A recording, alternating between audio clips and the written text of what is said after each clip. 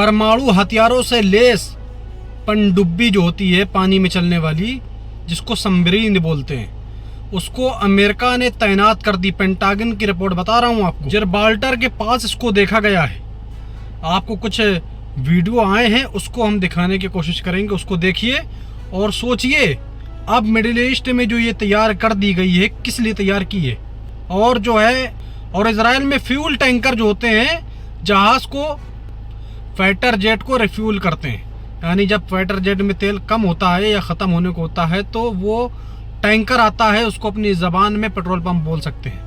आपको दिखा रहा हूँ, ये है वो फ्यूल टैंकर। इसका मसला साफ है, ये बहुत सारे तैनात हो गए इजराइल के अंदर।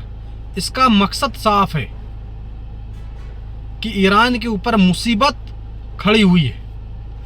अब जो मेरे पास मंजर है वो एक एक करके देखिए आप।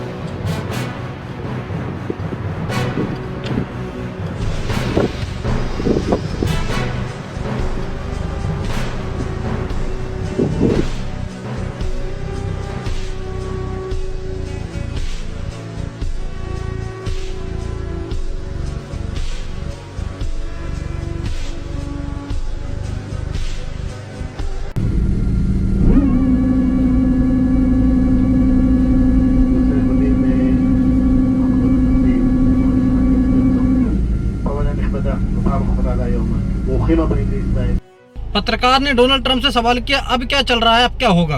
डोनाल्ड ट्रंप ने जवाब दिया कि 24 घंटे का हमने ईरान को टाइम दिया है, उसके बाद दुनिया खुद गवाह बनेगी कि हमने उनको मौका दिया था, उन्होंने मेरी बात नहीं मानी। सुनो उस सुअर का बयान।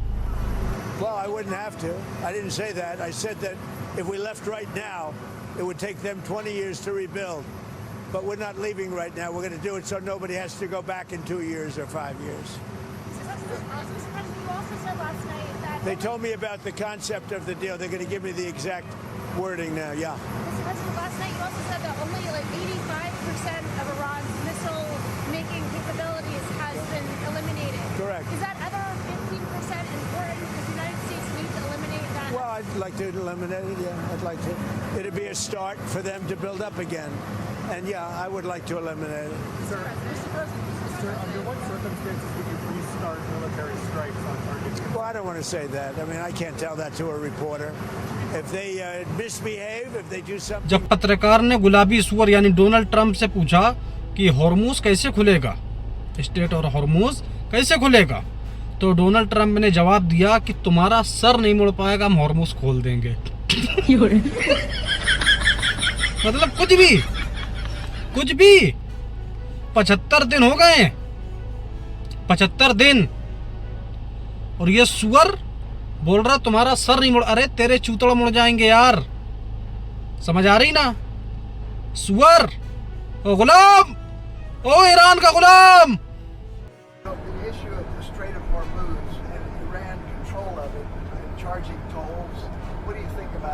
Well, I have to find out if it's true. You know, they're going to do whatever they have to do. We could close that up in 2 minutes. We could close that up so fast your head would spin. हमारा मकसद रहता है कि आपको एक video में पूरी जानकारी मिल जाए, हमें 10 वीडियो बनाने की ज़रूरत ना पड़े और आपको 10 वीडियो देखने की ज़रूरत ना पड़े, आपको एक वीडियो में ही सारी खबरें देखने को मिल जाएं। इसलिए चैनल को सब्सक्राइब लाजमी कर लें। ये ना देखें आपकी इस पे फाइटर जेट नहीं उड़ रहे हैं क्योंकि गोदी मीडियम नहीं है। ठीक है मेरे भाई, कार में बैठ के अपने आराम से वीडियो बनाते हैं। अगर आपको सच देखने की अगर आदत है, सच देखना पसंद करते हैं तो चैनल को सब्सक्राइब करें। अगर गोदी मीडिया आपको पसंद है तो यहाँ से फिर आप जा सकते हैं। जिसको फादरलैंड बोल के आए थे ना, अरे मित्रों वो तो फादरलैंड है हमारा, फादरलैंड। उस फादरलैंड ने बोला है कि 1.4 बिलियन पीपल्स यानी इंडिया की जो आबादी है उसको बोला कि वो हमें बहुत चाहते हैं, वो बहुत प्यार करते हैं हमसे। और जब मोदी जी इजराइल आए थे हमने उनका बहुत अच्छा वेलकम किया था। और जब मैं अपनी पत्नी के साथ भारत गया था तो वहाँ भी मुझे बहुत इज्जत दी थी और मेरा बहुत अच्छा स्वागत किया था उन्हीं ने। सुनो इस खबीस का बयान जिसने 1 लाख से ज़्यादा लोगों मासूमों का कत्ल किया है फ़िलिस्तीन के अंदर। There are places in the world where Israel elicits enormous respect. One of them is India. India has only 1.4 billion people. 1.4 billion, you know, 1.5 billion people almost. And Israel is very popular in India, very popular. Prime Minister Modi came here and he was, you know, greeted with a great affection. But you should see, I was there with my wife Sarah. We visited India. It was a love fest. And there are other countries too. And let me tell you where that's happening. It's happening in some parts of the Arab world now. And people don't know that because, you know, what does the New York Times say? It says all the news that's fit to print, they just don't print the news that doesn't fit. अमेरिकी senator ने बोला Donald Trump को बेवकूफ, मूर्ख। बोला ये जो Iran से जंग कर रहा है ना नेतन्याहू, इसका उसने 40 साल वेट किया, इंतज़ार किया है कि कोई गधा बैठे तो हमारा काम बने, और वो गधा इसको मिल गया। सुनो सेनेटर का बयान, इसको बोलते हैं सच बोलने वाला। Rationales, no end game. We've taken the lid off Pandora's box without having any idea where this will land. In the meantime, we've lost 7 American soldiers, others 10 scores wounded, Iranian civilians killed, including scores and scores of Iranian schoolgirls. And we have a president who has no idea where. I don't think I've heard the clarity of that kind of indictment as clearly as you just provided. Is that message being heard by this administration? Is Donald Trump hearing the criticism both from people like yourself in the Senate, but even some in his own party? I hope it's punching through to the president, because we all remember when Donald Trump pledged during the campaign to keep America out of foreign wars, especially more wars in the Middle East. And we all know what happened in Iraq. The United States got sucked in. We were there for a long time, and it did not, in my view, serve American interests. And yet Donald Trump has plunged us into the exact same situation. Now, I did hear Israeli Prime Minister Netanyahu a little while ago saying he's been waiting 40 years, these are his words, 40 years for this to happen. He just happened to find an American president after 40 years that was stupid enough and reckless enough to do it. Well, as you said, Pakistan की बल्ले बल्ले हो गई है। तुर्की मौज करा रहा है, मौज। उधर से चाइना मौज करा रहा है। अज़रबैजान, इंडोनेशिया और तुर्की तीनों ने मिलकर $15 अरब की डील की है पाकिस्तान के साथ। नेतन्याहू इंटरव्यू दे रहा था अमेरिका पत्रकार को। पहले तो इसने बोला कि अमेरिका से अब दूरी करने का टाइम आ गया है, और फिर इसी वीडियो में इस सुअर ने बोला कि अमेरिका को और इजराइल को 50-50% डील करना चाहिए, समझौता करना चाहिए। सुनो इस कमीने और हरामी का बयान। I think that it's time that we weaned ourselves from the remaining military support and go from aid to partnership. So I want to draw it down, and then I want to suggest projects, joint projects for intel, for weapons, for missile defense. Israel, I think, is a leader in this in the world. Many countries come to us for it. I'd like to share it with the United States. We put an exact amount of money. You put the same. We share the fruits. Exactly. Iran के parliament speaker का बड़ा बयान आया है। इन्होंने बोला है कि मेरे लोगों का, मतलब जो नागरिक हैं वहाँ के, इनकी बात मानने में जितना टाइम लगाएगा ना अमेरिका, उतना बड़ा उसको नुकसान उठाना पड़ेगा।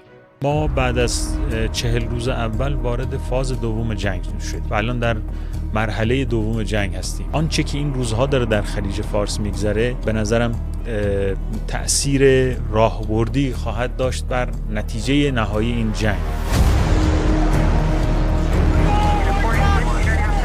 ईरान के ऊपर हमला करना तो निश्चित हो गया है। अब पूरी उम्मीद हमें दिख रही है कि अब हमला होकर ही रहेगा। अब आप ये नहीं सोचिएगा क्या तुम यही चाहते हो? भाई जंग से किसी का भला नहीं हुआ है कभी, आम लोग इसमें मारे जाते हैं। ठीक है, ईरान का कितना नुकसान हुआ है। सुप्रीम लीडर आयतुल्लाह खामनाई साहब शहीद हो गए, कितने आम लोग मारे गए, 600 स्कूलों को तबाह कर दिया अमेरिका ने। हज़ारों से ज़्यादा लोग मारे गए, छोटे छोटे मासूम बच्चे मारे गए। तो इसके हम खिलाफ हैं, कोई सपोर्ट नहीं करते इसका, लेकिन जो हालात हैं ना मिडिल ईस्ट के बना के रखे हैं अमेरिका ने, उसको देखते हुए हम बोल रहे हैं कि हमला ज़रूर करेगा अमेरिका, इसको उसका रहा है इजराइल। मार्को रूबियो का बड़ा बयान आया है, इनका बयान भी आपको सुनाएंगे। इन्होंने बोला कि जैसे पहले था ना, मतलब जैसे पहले हालात थे उस तरह से हमें वापस लाना है अब, ये डोनाल्ड ट्रंप का कहना है। सुनो मार्को रूबियो का बयान। As President Trump has said, and the facts clearly bear out, the United States of America holds all the cards. There is no scenario here in which if they decide to join a ladder of escalation, they wind up getting the last say. But our preference is for these straits to be opened to the way they're supposed to be opened, back to the way it was. Anyone can use it, no mines in the water, nobody paying tolls. That's what we have to get back to, and that's the goal here. Donald Trump ने बोला Saudi अरब, Dubai और Qatar, इन लोगों ने बहुत बड़ी गलती करी है जो मिसाइलें वेस्ट कर दी, बर्बाद कर दी। अब मेरे पास कुछ मिसाइलें वो बची हैं जिससे कोई भी मिसाइल बच नहीं सकती। एयर डिफेंस सिस्टम वाली कोई मिसाइलें होंगी, इसके पास डोनाल्ड ट्रंप है, ये झूठा साला गुलाबी सुअर, इसके ऊपर तो एतमाद ही नहीं होता। इसका स्पीच जो है, इसका बयान ये सुने आप। They start shooting rockets. Nobody thought Saudi Arabia and Qatar and UAE were going to get hit, or Kuwait, Bahrain. I think it was a tremendous strategic mistake, and they wasted those missiles. We have the Patriots that knocked them down every time. You know, I told the story. We were shot at one of our great assets, happened to be a ship, great ship. 111 missiles going at very high rates of speed, sophisticated equipment. And, you know, that's all they did is build missiles, thousands of missiles. Iran के पत्रकार ने सवाल किया इस्माइल बगाई से कि सुना है कि आप मांग कर रहे हैं युद्ध रोकने की और भीख मांग रहे हैं। तो इस्माइल बगाई ने बोला कि हमारा कोई भी ऐसा बयान नहीं है जिस पे हमने उनसे भीख मांगी हो और हमने बोला हो तुम जंग बंद कर दो। हम ये चाहते हैं कि शांति होना चाहिए। जो मेरे जहाज़ों के ऊपर हमला हो रहा है इसके हम खिलाफ हैं। सुने इस्माइल बगाई का बयान। تنها چیزی که مطالبه کردیم حقوق مشروع ایران بوده. من قضاوت رو به شما و مردممون واگذار میکنم که آیا مطالبه ایران برای خاتمه جنگ در منطقه، مطالبه ایران برای توقف راهزنی دریایی علیه کشتی‌های ایران، اونچه که تحت عنوان محاصره دریایی اسمش گذاشتند. ईरान के मेजर जनरल रेजाई का बयान आया है। इन्होंने अरब देशों को धमकी दी है, यूएई को बोला है, सऊदी अरब को बोला है, कतर को बोला है, सब अरब देशों को बोला है जो इजराइल का सपोर्ट करते हैं, साथ देते हैं। इन्होंने बोला है कि मुसलमानों से और मेरे अरब देशों से रिक्वेस्ट है कि इस जंग में अब आप दोबारा नहीं आइएगा, वरना नक्शा ख़राब कर देंगे आपका। इनका कुछ बयान है, सुनिए आप। He said the main goal of the Israeli regime is to ignite conflicts amongst regional countries to expand its domination over their resources and territories. He warned Muslim countries that getting involved in the regime's dangerous project comes at a steep price and will have dire consequences. Rezai said this is especially true about countries that are driven by their greed to overstep their limits of their capabilities, warning them to exercise the highest degree of vigilance and insight. His warning came amid escalating tensions in the Persian Gulf and the Strait of Hormuz amid the ongoing US-Israeli war of aggression. इतना सुस्त हो गया गुलाबी सुअर, Oval office में conference हो रही थी, उसमें इतना सुस्त दिखा ये सो गया। इसका दुनिया भर में ये वीडियो वायरल है, आपको देखना चाहिए, मजा आएगी।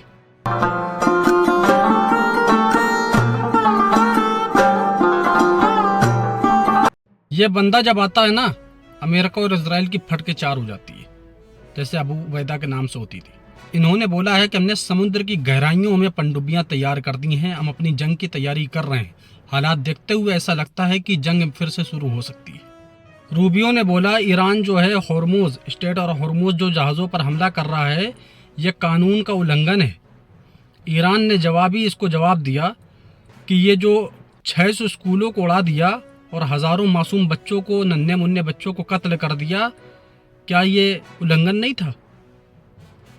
रूबियो का पहले बयान सुनिए आप।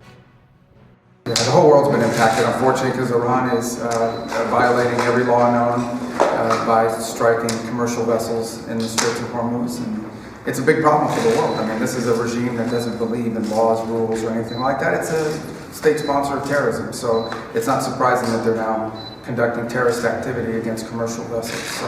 इस्माइल बेगाई ने बोला पाकिस्तान पूरी कोशिश कर रहा है कि जंग खत्म हो जाए। वो हमसे और अमेरिका से बात कर रहा है कि पूरी तरह से कोशिश में लगा हुआ है कि जंग खत्म हो जाए, बंद हो जाए। सुनिए इनका बयान। سلام وقتتون بخیر. آقای بقایی من یه سوال در مورد قطر داشتم. دیروز بار هست مبنی بر اینکه نقش میانجیگری قطر داره افزایش پیدا میکنه در حل بحران ایران و آمریکا. من می‌خواستم در این ارتباط توضیح بدین در مورد گفتگوی تلفنی و همین موضوعی که مطرح میشه. مرسی. خیلی کشورها مجاب کردن طرف‌های مقابل به توقف تنش‌آفرینی در منطقه، اما طرف میانجی کماکان پاکستان هست. پاکستان به عنوان میانجی رسمی ایران و آمریکا کارهاشو داره ادامه میده. بقیه کشورها هم از جمله قطر که اشاره کردید. गुलाबी सुअर कसम खुदा कि अगर ईरान को मिल जाए ना तो इसका मलीदा बना देगा। पहले तो ये बोलता है हरामी गुलाबी सुअर कि ईरान बहुत खूबसूरत देश है, फिर इस लाइन के बाद बोलता है कि वहाँ के जनरल मेरी सेवा करते हैं। सुनो इस खबीस का बयान। I am being waited on by a large group of generals, and that's also important, you know, having to do with the absolutely lovely country of Iran. That's the way they pronounce it. We will get started then. Okay. Aurangzeb के आगमन पर शिक्षा मंत्री बांग्लादेश के जो हैं उन्होंने बोला कि हम पाकिस्तान का स्वागत यानी वेलकम करने के लिए तैयार हैं। पाकिस्तान और बांग्लादेश दोनों भाई हैं। इनका बयान सुने आप शिक्षा मंत्री का और सोचिए किस तरह से सारे के सारे देश कहाँ जा रहे हैं और हमारा वाला मोदी मोदी मोदी। क्या बोले यार इसके आगे। আমরা স্বাধীনতা পেয়েছি ৫৫ বছর, পাকিস্তান স্বাধীন হয়েছে ৭০ বছর। আমি এই স্টলগুলি ঘুরে মনে হলো সমগ্র পাকিস্তান আমি ঘুরে আসছি এবং তাদের যে শিক্ষায় যে ব্যাপক উন্নয়ন ঘটেছে আমি সত্যি ইমেজড। তাদের শিক্ষা ব্যবস্থা অনেক অনেক এগিয়ে গিয়েছে, আমি তাদের স্বাগত জানাই। सच दिखाना हमारी जिम्मेदारी है और सच को स्वीकार करना आपकी जिम्मेदारी है। चैनल पर न्यू है तो अकबर ग्राफी को सब्सक्राइब कर लें। सच से रूबरू कराएंगे आपको और गोदी मीडिया से दूर रहें। Thank you so much. जल्दी मिलते हैं आपसे नई वीडियो के साथ।